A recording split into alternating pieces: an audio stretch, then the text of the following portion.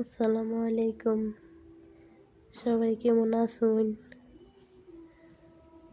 আজ রান্না মাটির নিচের আলু, শোল মাছ দেয়া, টমেটো দেয়া, ডাইলও বলতারেন, তরকারিও বলতারেন। পুরোটা ভিডিও আপনারা লগে শেয়ার করতারি নাই।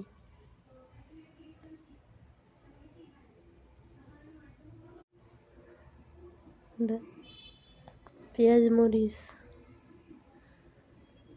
হলুদ মরিচের গুঁড়া, আদা রসুন বাটা সব এক লগে ভাজিয়া পরিমাণ মতো একটু পানি দেয়া শোল মাছটারে ভালো করে কষাইয়া টমেটোটা দেলবাইন দেয়া ভালো করে কষাইবাইন। কষানির পরে আলুটা দিয়ে একটু কষাইবাইন। কষানির পরে আমি পরিমাণ মতো গরম পানি দিছি, আপনারা ঠান্ডা পানিও দিতে পারবেন। বেশি পাতলাও না বেশি ঘনও না, হালকা মিডিয়াম ঝোল দিবেন। দিয়ে ভালো করে বলক খাওয়ার পরে তরকারি একটু হয়ে যাওয়ার পরে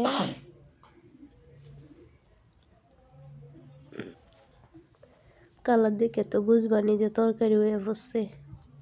এ সময় ধনিয়া পাতাটা দিয়ে দিবেন। চাইলে ধনিয়া পাতা দিতে না পারুন, না থাকলে না দিলেও হইব। আমার হাতের কাছে আসিল দেখে আমি দিছি, না থাকলেও কোনো সমস্যা নাই।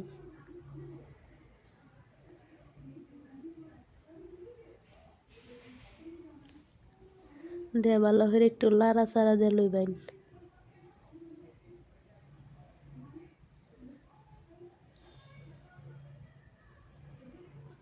আমি তো একলাই লাড়তাছি, আপনারা একলা না লাড়তালে আরো দুইজন সাথে লইবেন।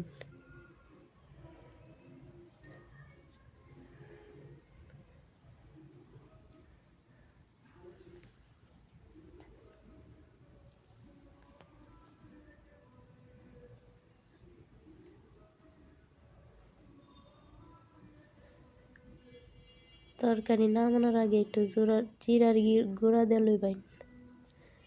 জিরার গুঁড়োটা দিলে সুন্দর একটা ঘ্রাণ করব।